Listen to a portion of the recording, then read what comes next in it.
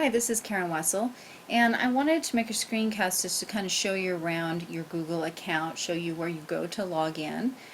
First, hopefully you've activated your Google account and changed the password to something that you'll remember.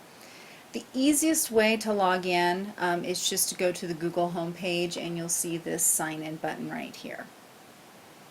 Okay, so I've signed in. I've signed in as a demo, my fake email address here at sunbears.net. So from here you can access all of your Google apps and Google tools. This black bar at the top shows you what you can use. You probably are all familiar with searching in images. Okay, the mail, this is going to be your Gmail account.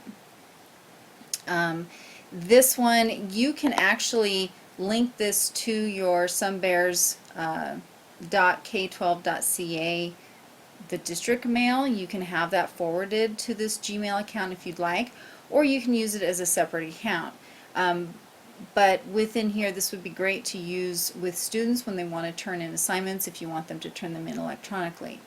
Drive is probably the most useful, I think, the most useful tool to begin with, because you can create all kinds of things here in Drive. As you can see on the screen, there is nothing in this Drive because it's a brand new account. But you can organize things by folders. You can create documents, and these are much like Word documents, just not as fancy. Presentations, a lot like PowerPoint, again, not a ton of bells and whistles. And spreadsheets, forms can be used for polling, for quizzes, for collecting class information, and drawing. So this, I think this Google Drive is probably one of the most useful tools. And you can find a short tutorial. I added a video onto our technology portal page that you can get to through the Somerville High School website if you want to learn more about Google Drive.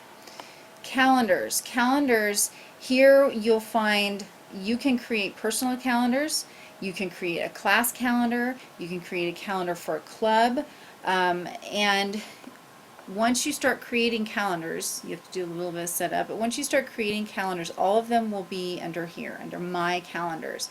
And so when you come to your Google account and you view your calendars, you can view one calendar at a time, or you can view them all together on the same page. But the great thing is you can share these out. You can share them with another student, you can share them with an entire class, and then they can keep track of what's going on too. Okay, also we have Google Sites, and with Google Sites you can create an entire website within Google. Again, it can be shared. You can send people links to your site, or, you know, if you don't want to take on an entire site, you could simply just create a homework page where you post homework assignments, and you can put files on there. You can put what the homework was as well as the assignments themselves. And then you have this other tab, the More tab. There are so many tools within Google that, yes, it can be extremely overwhelming. So you can see this page just has almost unlimited apps and tools that Google gives us to use.